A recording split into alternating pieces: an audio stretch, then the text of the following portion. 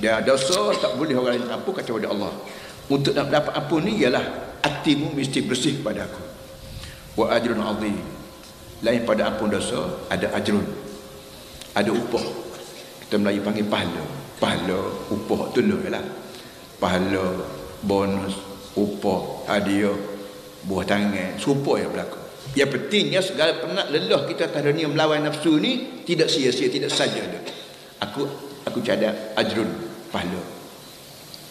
Pahala ni benda apa? Kita nak jawab orang nama pahala ni duit luar negara. Nama sebut duit luar negara, foreign currency kita panggil. Kalau kita ada duit Amerika, arti kita boleh ke Amerika dengan senang, boleh beli barang di Amerika senang kerana kita ada duit Amerika. Kita duduk dunia tidak sekat Amerika yang nak pergi pakai kubur. Kubur ni tak sebut Amerika ni kita nak pergi tak apa, tak segi tak apa, tapi kubur ni kena pergi. Terus ke mana kena pergi, doktor kena pergi lah kubur. Tak cakap orang berubat banyak segak sahab molek, tapi akhir sekali dia sendiri pun masuklah kubur juga. Bila masuklah kubur, hati ketulah kita berkandang pada duit tadi.